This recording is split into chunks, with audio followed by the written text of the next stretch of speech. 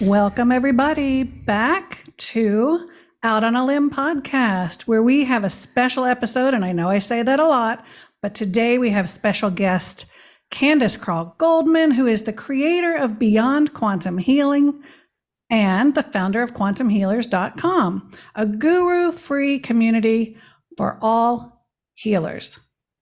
So we're super excited. We have Will with us, as always, and we have Samantha and myself, and welcome back. We're going to get right into it with an exciting conversation with one of my favorite people. Will and I have come to know and love Candace as part of our soul family, and we're super excited that she took time out of her busy schedule to come and talk to us today. So Candace, just starting off, for anybody that may not know you, I know you have quite a fan following, but tell us about Beyond Quantum Healing. How did that come about? And what was your inspiration? Oh my goodness. Well, first of all, thank you so much for having me. And thank you for that really special introduction. I do appreciate it. I think of you two so fondly. I'm going to apologize in advance. We have a new kitten who is playing a little bell over there. So if there's a little bit of noise right there, he's over there playing.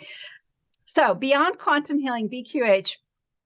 Well, I'm fairly well known as being an assistant to Dolores Cannon, and I worked very closely with her from 2008 until her death, 2014. And I was a dyed-in-the-wool QHHT practitioner and ran Dolores's support forum community from basically the time I took her class until the time she passed. And then after she passed in 2014, the family went in a direction, and I and some of our practitioners went in a different direction. We kind of took two different roads.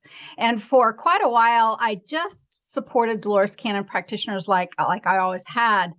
But then we kind of opened our doors for support. And then we also opened our hearts and our minds to new concepts, new flexible ways of looking at how one might practice quantum healing, because I found that there was a real disconnect sometimes.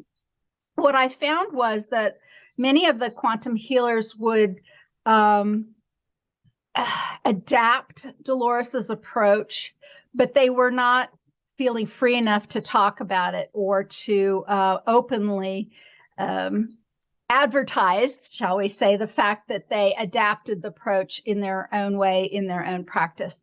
And I thought that quantum healers needed that sort of integrous place to go.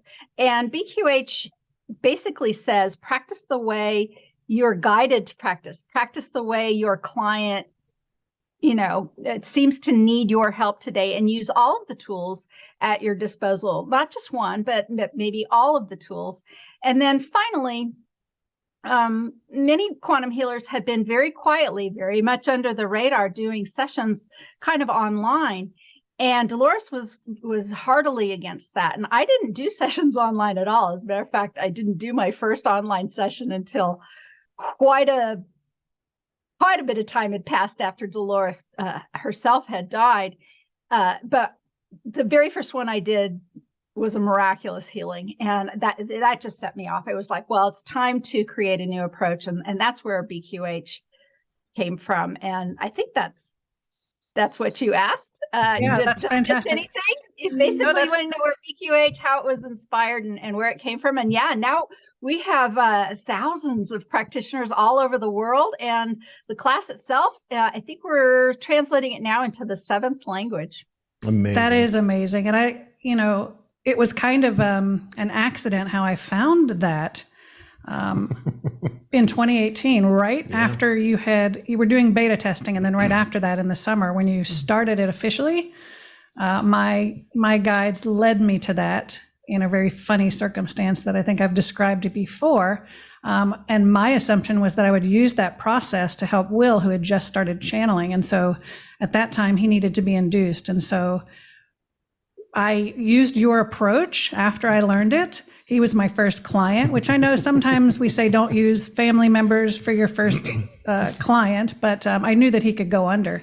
So I put him under and it worked. I mean, I knew that he could go out, but I thought, he's my spouse. We've been married this long and maybe my voice will be weird to him or whatever. But no, he went out And I was like, whoa, okay, this is real. And I talked to his guides, and they said, no, you're not to do this just for him. You're going to see your own clients and everything. So it was profound in my life. So I thank you for that. At the time, the only thing we knew was QHHT, and I knew that it was expensive. I personally couldn't afford it at the time. And the liberating experience of BQH is super helpful. And I've heard many people talk about the cost has been prohibitive, and they appreciate what you've done with this work. So thank you for that.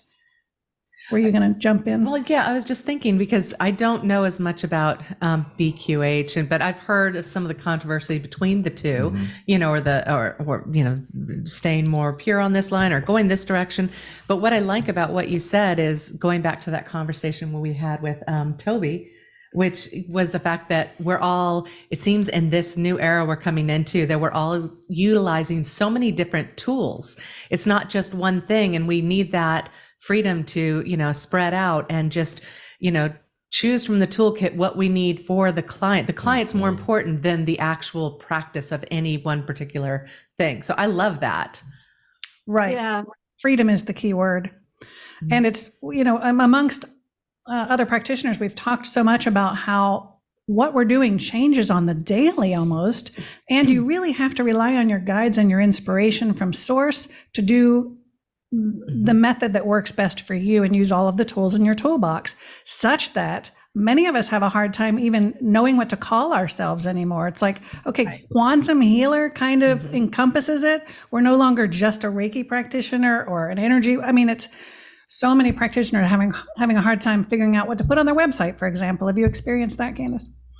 Oh, absolutely. Because most of us haven't only just taken one class. As a matter of fact, I think of Reiki as almost like, well, I don't want to make it sound like it's a pejorative, but it's like kindergarten for healers. Most of us start with Reiki. It's just very natural. It's very old. It's very traditional. It's very easy to begin that way. And most of us have stepped into this world learning that method. And most of us continue to use some of those skills when dealing with clients. And, I want to mention something. First of all, not a day goes by where I don't think about Dolores Cannon and thank her for all of her contributions in this work, in this world.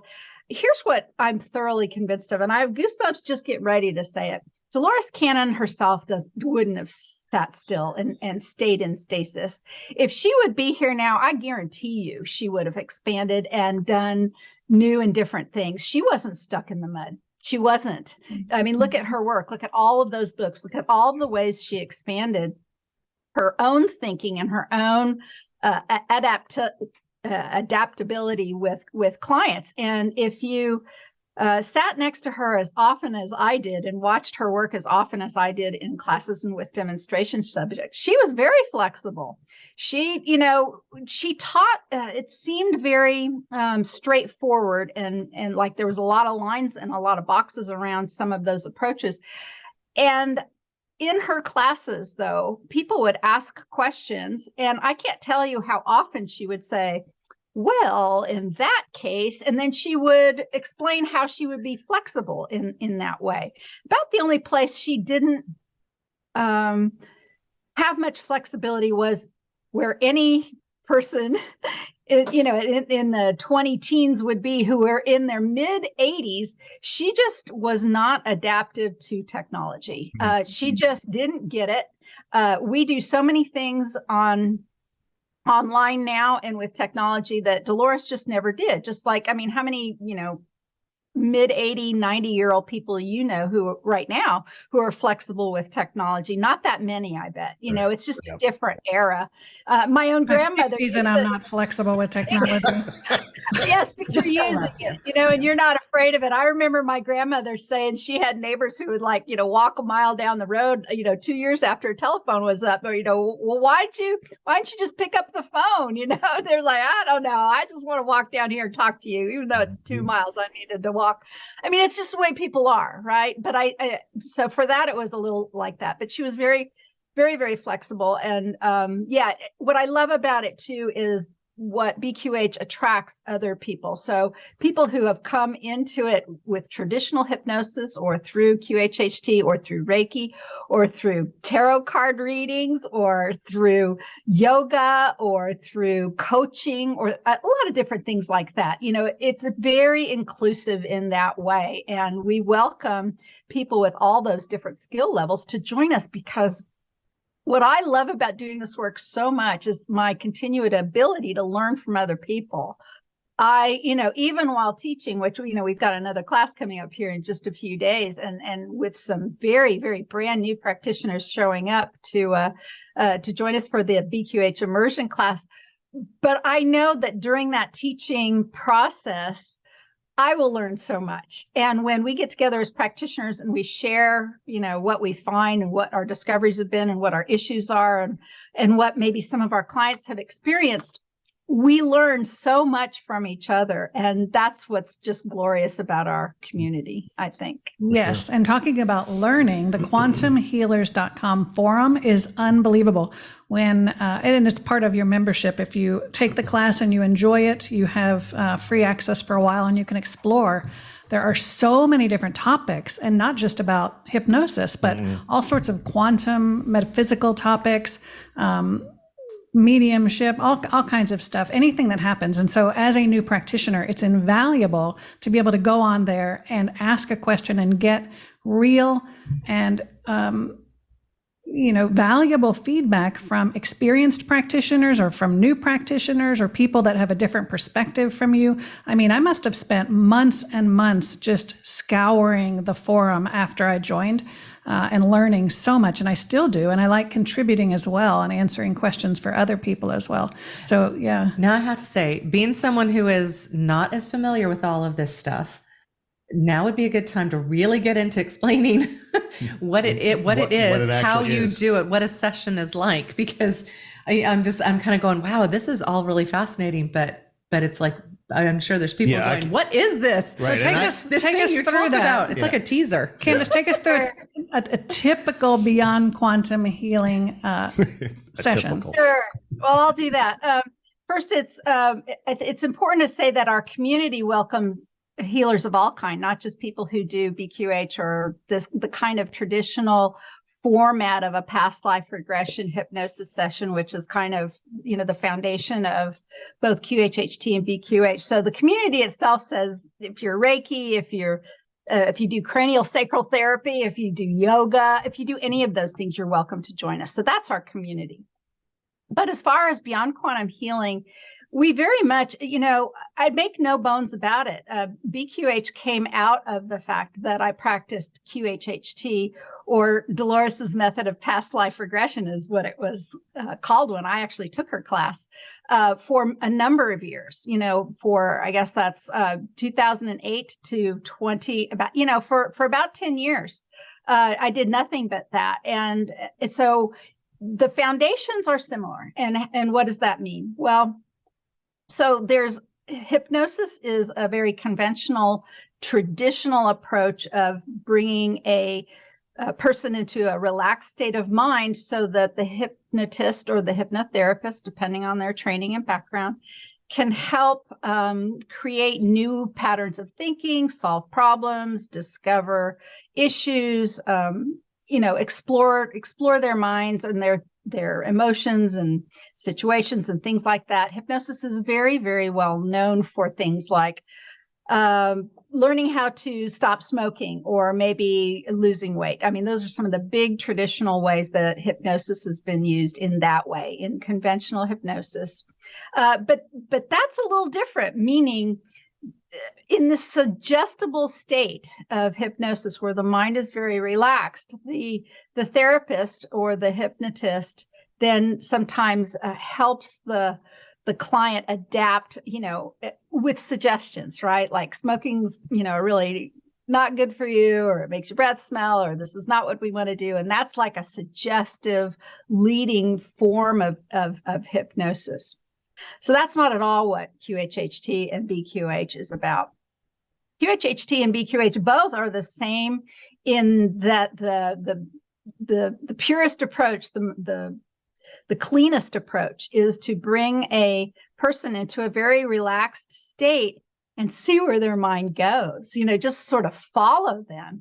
And the traditional format of that was in discovering and talking about and being interested in past lives, because they spontaneously came up in some of these hypnosis sessions many years ago. And then people like Dolores and her husband, Johnny, when they were just playing with the more traditional aspects of hypnosis, they were helping a very anxious woman that they knew sort of calm her nerves. And during some of these very traditional, very conventional hypnosis sessions where they were just trying to help her emotionally, she just naturally slipped into a past life. And Dolores and her husband were like, what's even going on here? They didn't really realize what was going on.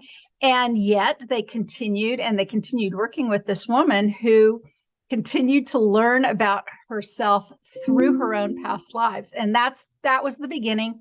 And that was the way that Dolores started. And then other past life regressionists have done the same thing, which is bring somebody into a relaxed state, either suggest or just open up to the idea that they're going to go back to another time and learn something important or valuable for themselves. And very often people step into these other existences known as past lives. And then, after doing that for a while, and Dolores hadn't been doing it for that long, and she found out that it would expand after that, meaning that sometimes people in these suggestible states would visit or explore other parts of their consciousness or of consciousness as a whole, and not go to only past lives, but to other places like future lives or lives on other planets, or experiencing things as varied as a red blood cell to a rock on a moon to you just can't even believe what else. I mean, one of the most obscure things I ever had a client experience was, are you ready for this one?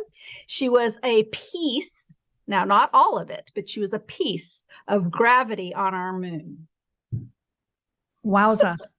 A piece of it, just a piece. She encompassed and was in charge of a portion of gravity on the moon.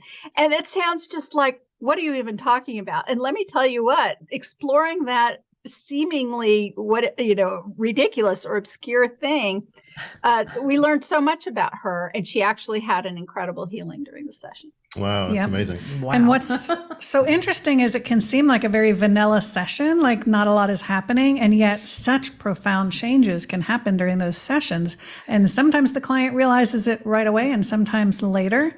But yeah, does that answer your question pretty much? No, that did a great job there.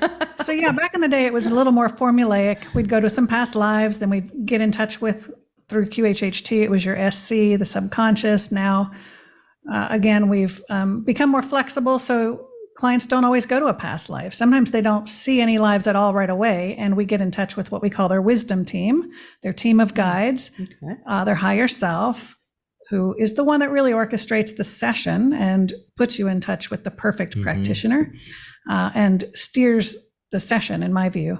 And so depending upon what the client needs is how the session goes. And it's really life-changing. It's amazing.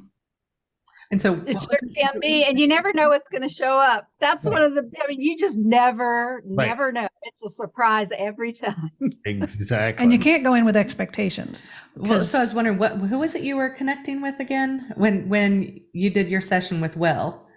Was it a bunch of different people? Or? So by the point that Allison was trained in QHT, BQH, we were already.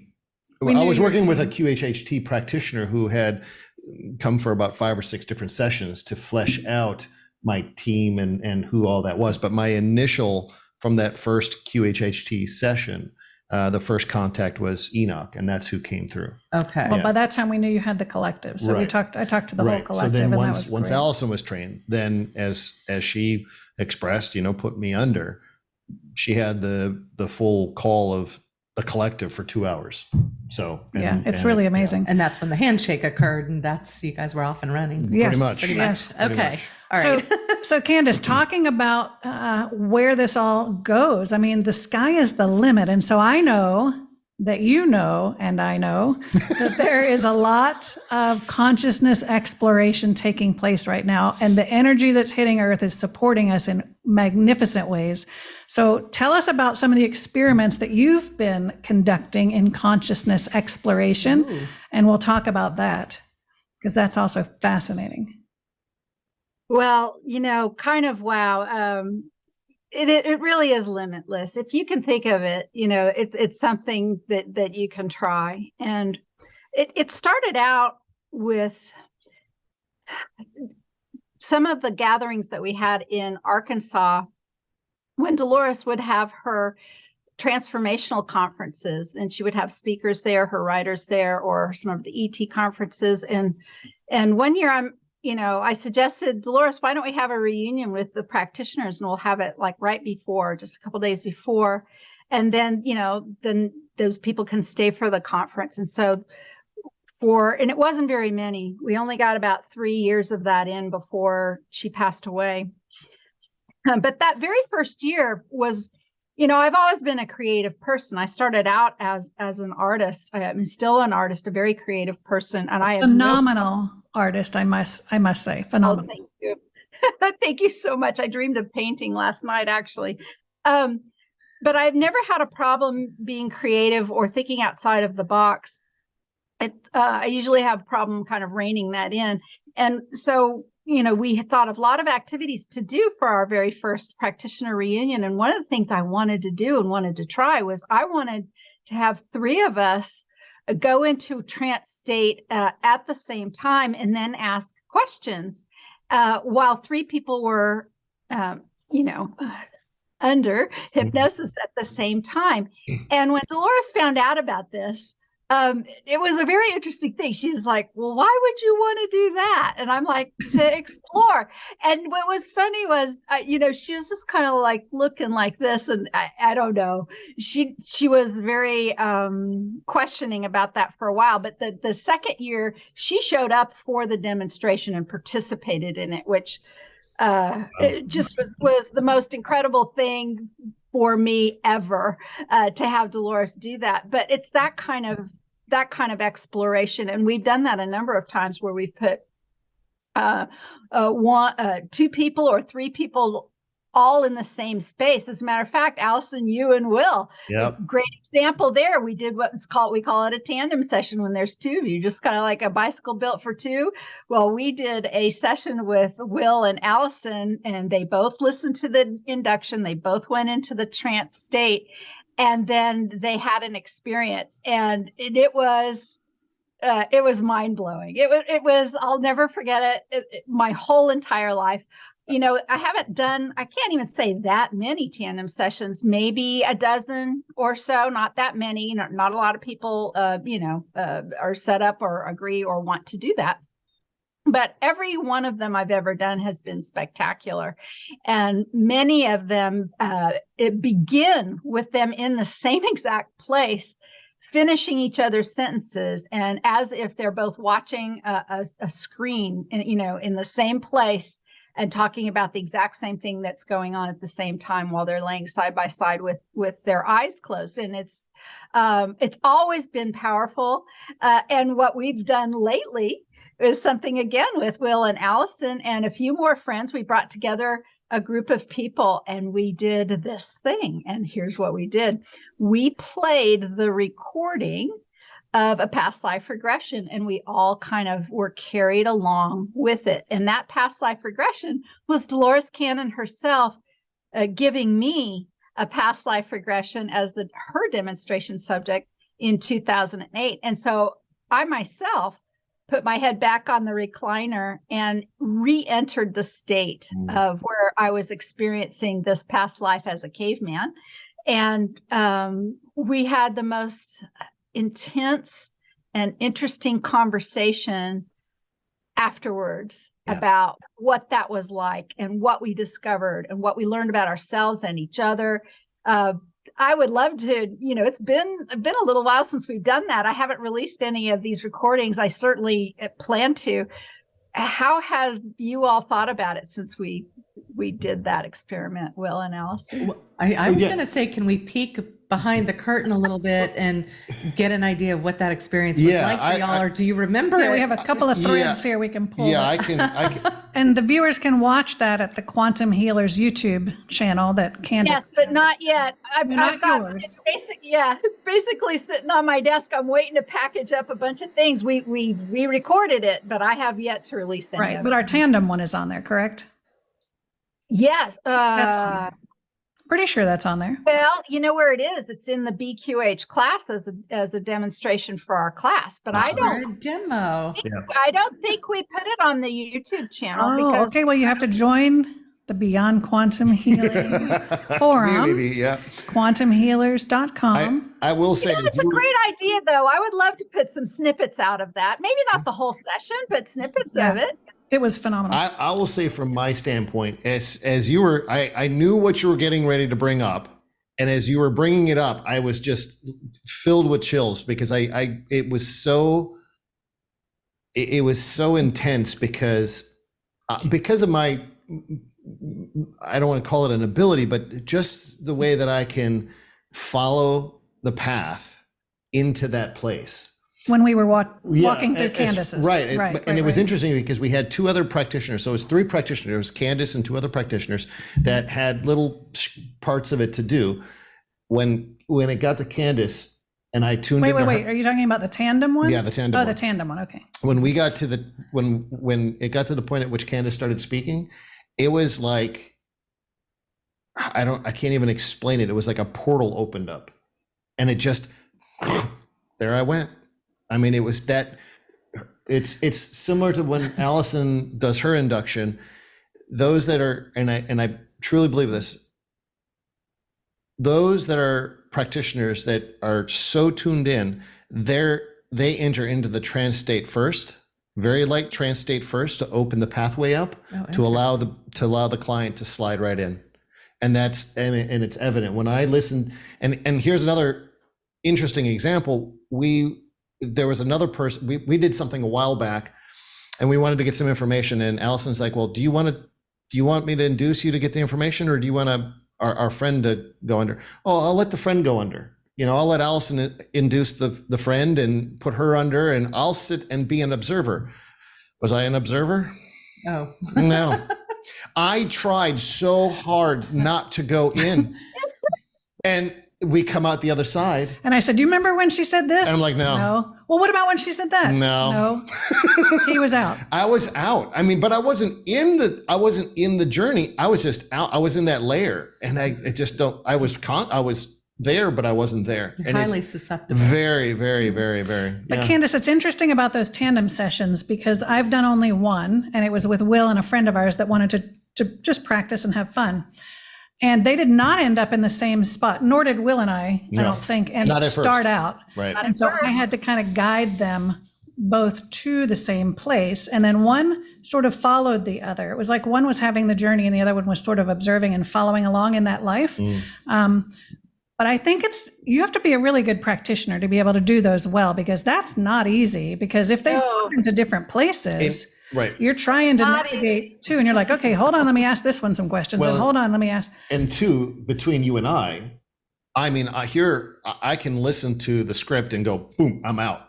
Allison, though, is very I'm still there. right, still kind of Yeah. at the surface, and she has to almost like visualize it as it's happening to get into that space, and never fully deep in. Like I mean, it's very rare, very small amount of people that go so deep, but Yeah, that was a really interesting. yeah, but once it started flowing, it was just amazing. I mean, absolutely. Well, Think about the plot line of your session, right? I mean, because not only did they weren't they weren't the same species. Right. It wasn't the same time. They weren't on the same planet. They were as far apart as you can imagine. And yet, going back and forth as they talked, suddenly everything came together and they were in the same place at the same time. And they knew why they'd been separated. And the tears were just flowing. And it was nobody in the room wasn't crying, because this was, again, a demonstration, and there were people there watching and crying. And then at the very end, there was this thing. It had been a cloudy day, and storms had been nearby, a little bit of rain and everything, but there was this giant clap of thunder right as it was coming to an end, and Will was talking about the energy and the connection and all that, and it goes kaboom like that, and it was the one and only sound of thunder that entire day, and it came like an exclamation mark right on the session when Will was talking about the energy. It was extraordinary.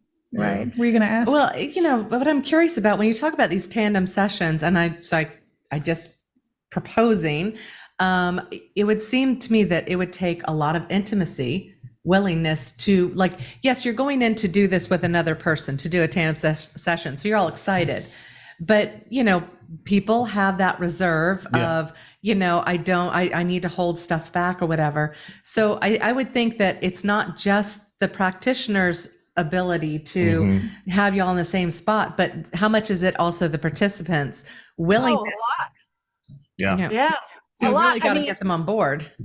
Yeah. And Allison, you may recall the tandem session that you watched when we were at that goddess retreat, right? I mean, you were there watching when we had our 3 friends. 2 were practitioners. One was a former client of mine who had an instant healing and an amazing session and so many other things. She was so turned on by this work, and so much had affected her life, and she was so interested in Dolores and all of this connection and all of that. And we had that client, and we had 2 other practitioners. The 3 of them went into a trance state. Now, I'd done more than one session with this client. She'd done other sessions. She was just great. She's a proven client. Yet when she went into this, 3 person trance state, the energy of the other 2 and of the connecting, and we had intended to connect to Dolores's energy. That energy was so powerful, she couldn't speak. She couldn't speak at all. She just laid there and sort of vibrated. Do you remember that? She just laid there and vibrated and couldn't say words at all. And this is a very verbose woman. She had a lot to say any other time she did this work. And again, she was a proven subject who was very interested in this, and she was ready, willing, and able. But connecting up with these other 2 consciousness and then connecting with Dolores's energy, it proved to be a place where she was unable to speak. I mean, she just... Wow. All she could do was just be there and remain connected and sort of hold the energy, right? The other 2 could speak. Right. And so in terms of our experiment, when we went through your past life regression with Dolores, and we entered into it with you again, and then we came out on the other side to see what we had gleaned from that. That's another way to what we're realizing, how we can combine our energies and weave our energies and our consciousness together. And we can go into the dream state with others. We can enter the hypnosis state with others. Meditation we can state, do telepathic while we're conscious. I mean, there's just so much. Do you want to speak to what you felt when we did when we went into her journey, her past life regression? It's a bit foggy at this point, because again, it's one of those things, when I go in, I'm there, and then when I come out, it's fresh. It's like a dream. Yeah. And then, we're how many weeks past that. And so now it's a little foggy. It's been a little while. I just want to clarify just a little bit, because I'm slightly confused. So maybe somebody else out there is. So you are, it's not a practitioner doing this, is a recording of a practitioner doing this with Dolores, and you are on the ride. So this is a recording of Dolores walking Candace through a past life regression. She is the subject and Dolores is the practitioner. Okay. So we all gathered together via Zoom, and obviously myself and Allison here in the treehouse, along with I think 4 or 5 other people. Wow. And Candace played the audio for us to listen to. We all found our respective places to just get as comfortable as we could. And you can say we entered into a dream state or into the trance state or the conscious connective state. And that's really what we were trying to achieve, was trying to bring the consciousness all together at once. Because that life she experienced still exists. Right. Because Candace experienced it after the fact, obviously, because it was caveman times, right? During the Well, initial. there's only now, so time. Right. And so we revisited that same experience with Candace again, and it was. So did you all see pretty different miraculous. aspects? Yeah, we. Okay, well, so now go ahead. Right. Right. Jump So then into it. then each one of us really played an observer role of that life of Candace, and then gave our perspective of what took place. Or what learning we maybe felt Exactly. took place. Yeah. Yeah. Okay. Yeah. So I take it that's kind of You know, the thing that we're doing. yeah. Meditate. I got it. Mhm. It was amazing for me to share that too, because bringing their consciousness into this exploration allowed me to see other layers of it too, even though, I've contemplated this for many, many years. And it continues to inform me and my life. And it was all about, of course, it was all about a community, right? It was a community of people, and I was being the rebel, which is just obviously this thing that I continue to play. I continue to play out this theme of, hey, how about we do things better? And then, the mob comes after me.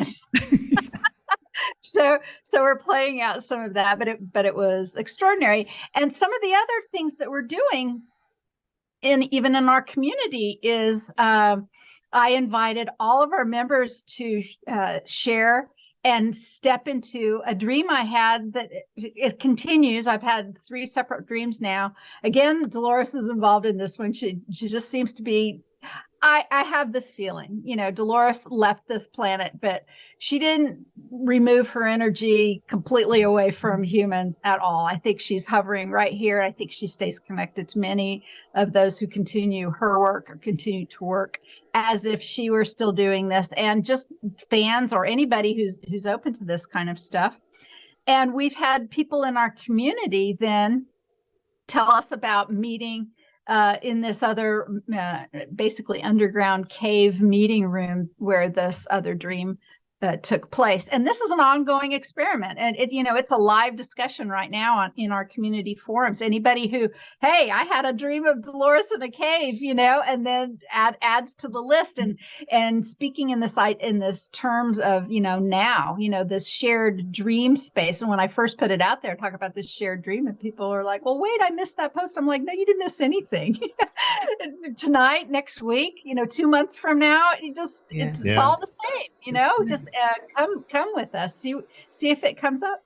And I was going to say, it's interesting, this collective, we'll call it a collective dream state. I want to say it was last year, probably mid-year of last year of 2022, that several of us here in the Charleston area, but then there were others that we know of, well, through the forum and stuff, that we are still in contact with and reach out to us and stuff.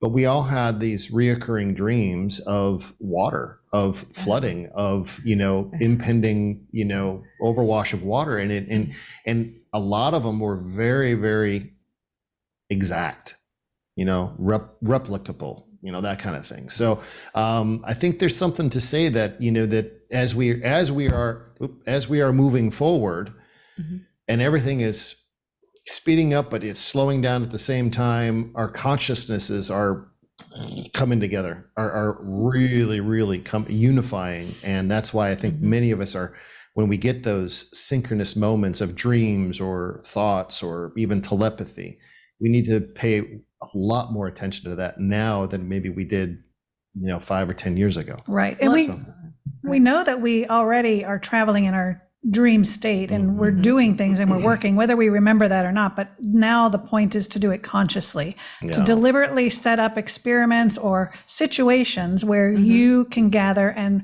weave your consciousness together with others. We keep getting all kinds of messages from our guides about practicing this and practicing our telepathy. No, I was just thinking, I think it should be an encouragement, most definitely, if people, just to share these experiences, these dreams that you're having, connect, like find your community And whatever that community is at the time, develop a community where you're sharing these, because when it's more than just a dream. Like it feels, it's like movie scriptable, is how I say it. Like I know who I would cast, and I know exactly the feeling and the light, and it's not where it's just so juxtaposed or whatever, but people need to start speaking out and sharing these experiences, because there's obviously a point behind them, or it wouldn't be like on the increase like it is. Right. Yeah. But I like how you said that, how, as we're expanding, we're also growing in closer. Yeah. I think it's so cool. Yeah. So shifting gears for a moment, one of the other things Candace was doing this month in April is, in lieu of our traditional yearly, what was our conference, our virtual conference? Used to be Past Life Regression Week, but it is now. Yeah, we started celebrating Dolores Cannon's birthday, which is April 15th, which, for Americans is not a happy day typically. And what I love about it too, Dolores, the name Dolores, the Dolores means pain, and Cannon is a weapon, and April 15th is tax day. And well, anyway, I thought the whole day could have used a little. I didn't even make those connections. Oh my gosh. Wow. Yeah, a little shift in perspective, right? So, to celebrate Dolores's work, but really all the work of all consciousness explorers and all past life regressionists. We started out calling it Past Life Regression Day, then Past Life Regression Week. And then, I knew at the time that it's kind of ridiculous calling anything a past life regression. Past lives is just a tiny part of all the things that we do, this past life thing. So we changed the name over to Quantum Realms.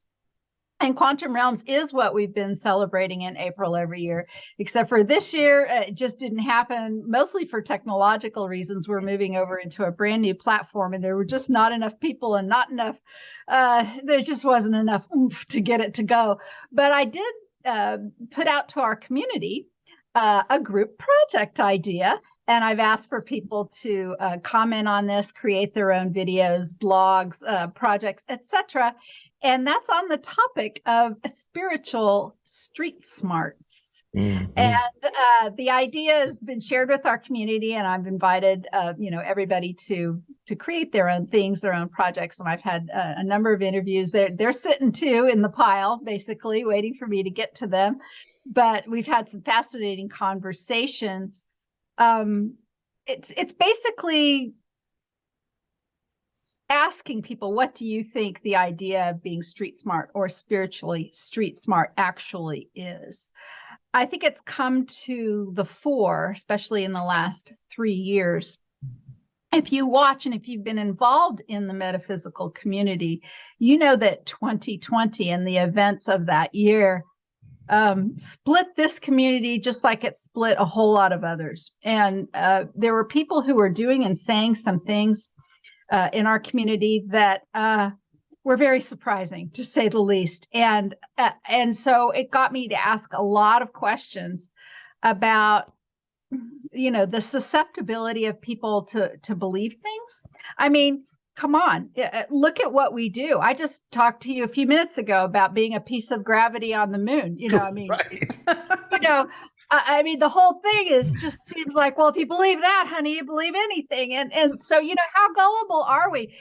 I don't know how it is, but I make the claim, and I promise you, I believe this claim when I tell you that I have a great imagination and I can play in those realms.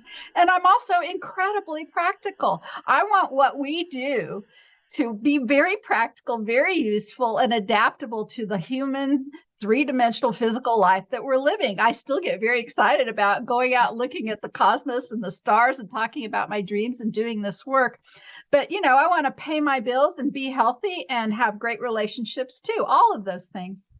And all of those things maybe even are more important. Why? Because this is what we're doing now. We're all going to end up in the spirit realm, but we are human now, right? Yeah. So what we're doing now is very important. But watching those of us who are in the spiritual community and sort of seeing what they take on board, or some of the things that they're saying or doing, I have some some thoughts and some hopes that they aren't so gullible as as to fall for things that one might not fall for when they're street smart. And that's meaning that in the 3D sort of way. You know, if you're walking through a town, an urban area at nighttime, you're aware of your surroundings. You pay attention to who's doing what. You make sure you can see what's going on, and you know where you are, and you have discernment about any interaction you might have with anybody. I mean, this is just common sense. And I think these kinds of street smarts need to be brought into this realm as well, both as a client, as a student, and even as a practitioner. All of those roles, one needs to be street smart in this realm, just like in any other realm. And that's what I've invited people to talk about. Right. And I think it's so difficult in this realm of healers and helpers because we want to operate out of a place of love and openness and trust. Right. And so you can be taken advantage of. And I think, unfortunately, and it was really evident in 2020 and beyond, how some of us got hooked into things that were not necessarily in our best interest, or different rabbit holes that probably weren't beneficial. And I, myself included, but I think what that did was hone our discernment, because it was trial by fire. This is it. You need to figure out who is emanating this truth and who is not. And we're going to have to rely on that sense. Mm-hmm. Instead of relying on what's coming out of their mouth, because what's coming out of their mouth is not matching up with the energy, and we have to recognize the energy. What do you think of when you think of spiritual street smart? What comes to your mind? Well, we did a whole thing on discernment. Right. We constantly talk about the importance of discernment, but when I think of spiritual street smarts, it's like, there's when I think of, you run into a guru, someone that you're like everyone's talking about. But you really have to feel it out. Like, is this person right for you? Are they more focused on themselves and what they're teaching, or are they more focused on the benefits of the students? There's just like I guess a litany of questions that you kind of got to go through and understand who is it benefiting. To me, when it's benefiting everyone, like when I say I'm learning as much as you are getting out of it, and it's all a positive exchange and it's exploration. That feels expansive. Right. And I think that's another thing, is tuning into, does this feel expansive or does it feel contractive? Do I feel like, nope, and the moment you feel, we got to get in touch with our feels. That's what it amounts to. Seriously, it's just stop listening to what everyone's saying and just go, does this feel right for me? Right. It's either a yes or it's a no, and just leave it at that. Yeah. And if it's neither, you just wait. Right. Yeah. If you don't know, you just wait. Wait for the nudge. And, for myself, it's, I went through the cycle. This is well before the 2020, 2021 era, but of turning off news, right? I made the decision that, I don't need to have that on in the background while I'm working in my office. I don't need to have it as just fodder in the background, because as Allison would always say, well, it's still affecting you. No, it's not. Rawr. Yeah, it is. In his defense, his mother had talk radio on the radio all his life. So he's used to having this noise in the background. You need a white noise. Yeah. Just that sort noise. of, Exactly. Yeah. But now moving in as we move forward, okay, so I turn off the TV or turn off the radio or the news. Well, then what do you fill that space with then? Well, for me, it was music. But now as I'm growing in my spiritual aspect, well, who do I listen to? What do I listen to? How do I make the discernment of who and what to listen to? Well, for myself, I keep that very simple. I don't. And it's because of the work that I do. I don't want to be infiltrated by others' medium, others' work. So I don't listen to other channels. I don't listen to other, fortune tellers or anything else. The most I will listen to is if Allison is listening to something and it's a little snippet and she wants me to listen to that little snippet. That's fine. But full broadcast of somebody else's channelings or somebody else's information or any of that, nope. Well, you don't even listen to yourself. I don't even listen to myself. But that's a whole different aspect, because it's being processed through me. And I over the years that I've done this now, I definitely feel that change. I can feel that in my essence. So so it is for me, it's just keeping myself, I don't want to say pure because that's not right either, but just clean, just comfortable. And then I can make my discernment of what's taking place in front of me and around me. I don't, do I do certain rituals? Sure. There's certain rituals I have. I think we all have rituals, but that's just for myself. But that isn't to be. And there's another topic that I want you to weigh in on, if you would, Candace, and that is this. What I've noticed in the spiritual community, as we start to evolve, there comes this idea that because we're operating from our truth, we can do and say whatever we feel our truth is, right? Regardless of the outcome. And then if the outcome triggers somebody, it's their trigger. And so I've run into this, and I find that it's almost like gaslighting, where, I'm an abuser, I'm going to abuse you. And if you complain, that's your trigger. What the hell's wrong with you? So tell me have you experienced that? And what do you think? Oh yeah, it's used as a weapon like everything else. I mean, we are living in an age of inversion, of just complete and utter inversion. I mean, I don't need to spell it out for you. You barely have to see anything on cultural side to see things that are absolutely upside down.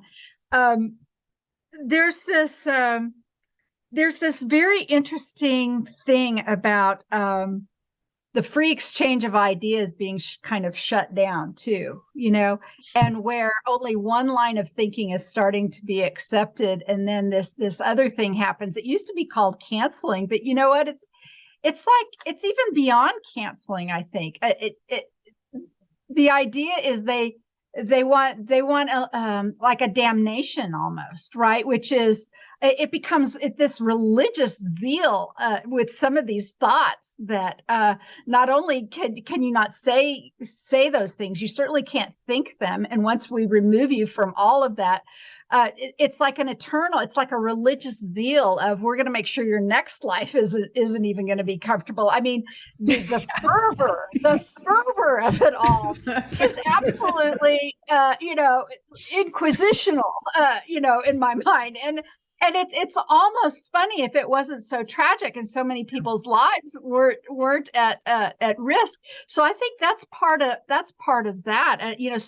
Trying to stay true to yourself it's a difficult thing when you want to allow other people their own free expression, but you also know when that line is crossed into weaponry. You just know it, you feel it. It's a discernment thing. It's like, okay, that's not being free. That's encroachment and gaslighting, like you said. And just it's a complex, advanced version of the emperor having no clothes. I mean, it's just what it is, and it's extraordinary how many people just play along with it and have played along with a lot of this stuff. And I watched actually a very interesting conversation the other day. And it happened to be about, because I am watching, and I do watch a few select things about science and health. I still always do. I have a very keen interest in the part that consciousness plays in our health and our physical health. And this idea, of course, how can we not have thought about this in the last 3 years since COVID? Because this very strange thing started happening. I thought that the scientific method was sort of this given, that you tested a hypothesis and you brought these things together and stuff like that. But the scientific method has been usurped by consensus, which is just a kind of a fancy one-word term for mob rule, I mean, and if you are making your own decisions because, well, that's what, and it's what is it? The Milford experiment. Are y'all familiar with the Milford experiment? Yeah, right? As a psychology major, for sure. What was that? Just the brief Milford. Just I don't recall. Then it's familiar. Just somebody having a trench coat. I mean, not trench coat. Jeez, that was going a different direction. A lab. God. Might as well be a trench Long coat. experiment. Somebody having a lab coat and telling someone to give a series of increasingly strong shots. box to somebody behind a screen or whatever. You couldn't see the person. Okay. So they just kept saying, you need to do it. And the other person on the screen was increasingly louder and louder and louder, saying that it hurt. But just because someone in a lab coat was telling you to do it, they bypassed their own internal guidance and did it anyway. Yeah. Yep. So yeah. It's a strangely human trait of ours. And what's fascinating is, do you know that it's a calculable percentage? It's something like 20 to 25% of us, 20% of us, which, I'll invite you to apply those numbers to recent figures in other calculations, shall we say. Where else do you reside with 20% of people who would or wouldn't do something, right? Only 20, and right there. For clarification, you mean only 20% that would stand up to that lab coat? Exactly. Yeah, and that's not a lot. That's really kind of disheartening. Exactly. I know exactly. 80% of the people out there. That's why we've had the last 2-3 years that we've had. Well, Right. All the rest of us are going, are you out of your minds? They've gone along with it. It's because of this consensus thing. Now, to be fair, and I'm an animal person, a horse person, and herd dynamics, horses belong in herds. You put a horse by himself somewhere. To this day, I see a horse out in the pasture by itself, and I it breaks my heart because I know what that horse wants desperately more than anything, typically, is to be in a herd, because that's their natural state. And humans are the same way, which is why solitary confinement is one of the worst things you can do to a human. Remove them from everybody, remove them. That's why you put a kid in the hallway in class, and you single them out and all that stuff. So this idea that you have to go along with what so that you continue to belong to the tribe, to the group, so that it's written into our DNA as a form of survival. Especially when you're a little. It's a very small kitten, and he's having a blast running around. When you depend on other people, and some people just kind of don't get out of that. And but it's a very human thing. But I think more of us are waking up. I want to say, as you guys talk about this, because I had an encounter with a mentor that just told people, just do what you're going to do. Like, follow that. Be true to yourself, supposedly. And the word that they were missing was with integrity. Yeah. And I think and so for me, anything that I teach, anything that I say to others, it's always, I want to be doing it with integrity, and I want them to, feel that integrity. And I think that that's the thing that tends to be missing the most is whatever you're going to say, if it's not integrous to the other person, why are you saying it? Like, there's many layers to that, but, essentially you're weighing, what's positive, what's of benefit. You're taking a moment to think through your thoughts and not just spew everything coming forth that enters your mind. Right. So I think that's a really important factor to, all mentors should be bringing into their teaching. And that good old fashioned advice, I think there were 3 things. I don't remember them all, but is it beneficial and is it kind? You know what I mean? Before you start speaking, just because it's your truth doesn't mean you have to share it. Golden rule. Right. Yeah. Right. Yes. Is it necessary? I think is the third one, Allison. Yeah. Great. Yeah, this one of the things that has come up in some of the conversations that we've had about the idea of spiritual street smarts was, we use that word discernment a lot, and some people who are just getting into this, they don't know what to do with that word, right? Because again, humans are taught to listen to experts or authority figures or teachers or clergy or parents or whoever, leaders, right? And more and more we're having to question that. But if you think about it, just think about it in your own life. If you say something that is patently false and you say it,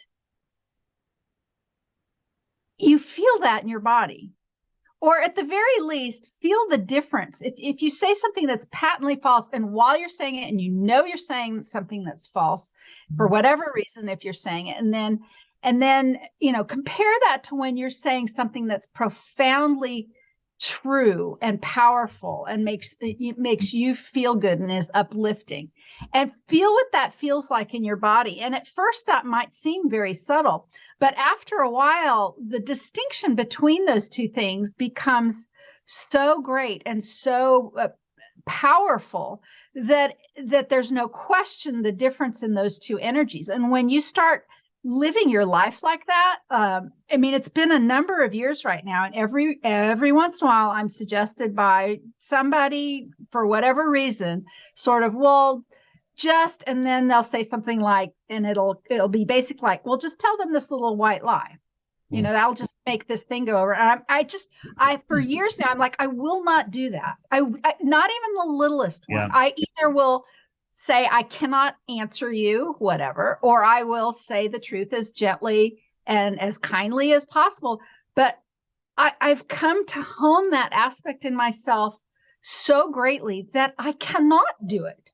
It's painful for me to do it. It's like taking a weapon to my own body to say things that aren't true anymore. Now, that doesn't always mean I will, put myself in front of something and say something that's true to be attacked or whatever, but there's a thing about being quiet as well. I mean, there's a lot of nuance here, but that's one way of really increasing your discernment level, is if you really watch your own self and what it feels like in your body. And once you know what that feels like in your body, guess what? You start getting those vibes and that feeling from somebody else when they say things that are true or not true. You can feel that energy come this way, and you go, it's either this or it's this. Yeah. And most of the time, when you talk to people about that, they will admit that they know when somebody's not telling the truth or when something doesn't feel good and they do it anyway. Like even if you're standing in front of an elevator and the door opens and there's some weird looking person in there and you feel kind of weird, you would rather go by conventional social graces and not say, sorry, I'll take the next one. And you would go ahead and get in against your better judgment. We do that because, again, we're programmed to go along in society and not make waves or whatever. Right. So that's really good about discernment. Because we did talk about discernment in terms of, I know that I mentioned it. How does it feel when somebody's speaking to you? Feel it in your body, but it is easier to recognize those feelings, right, Candace, when you practice it in your own speech. And what does it feel like when you say things? Yeah, good point. But in recognition of your busy schedule, we want to stick to our time frame, and we are so grateful that you joined us and spent an hour out of your busy day with us. And before you go, I do want to clink mugs here because, yay, we received these 2 mugs when we came all the way out to Kansas to be with you for that special immersion class where we did our tandem session, and you gifted us with these, and we love them. And cheers to Beyond Quantum Healing and quantumhealers.com. And what else would you like to say in terms of where people can find you and what you're doing in the future? Sure.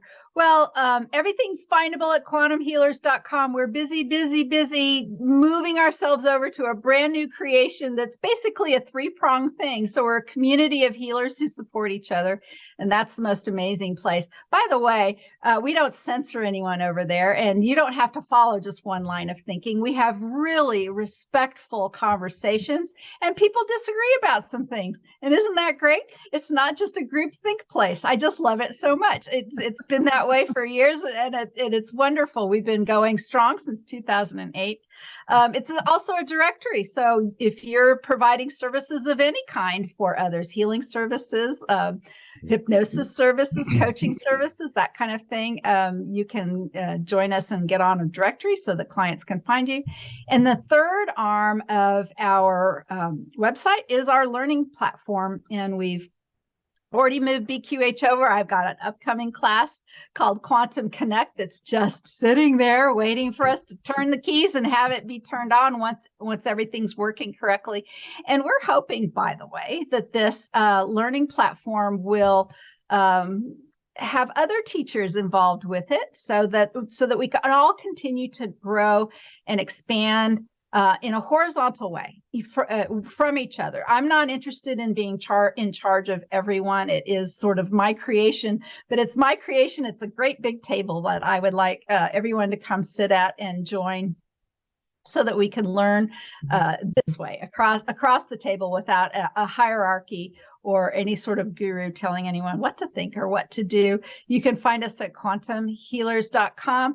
And I love you all so much. It was so nice to meet you today for the first time. As well.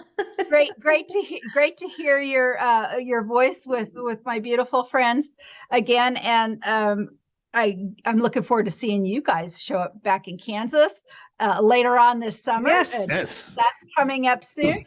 And I would like to end simply by saying, Allison, when I first met you in, I guess it was Missouri, just standing outside the door at that place, you just had I was like car sick. I swear it was like a thing, we've been on the road for all these hours, and you just had the kindest, most amazing thing to say to me. And those words continue to reverberate in my heart and heal me. So thank you. Oh, thank you so much. And thank you so much again for spending your hour with us. Thank you to all of our viewers for spending time with us. And we look forward to seeing you guys next time on Out on a Limb podcast. Until then, see you guys. Thank you. Bye. Bye.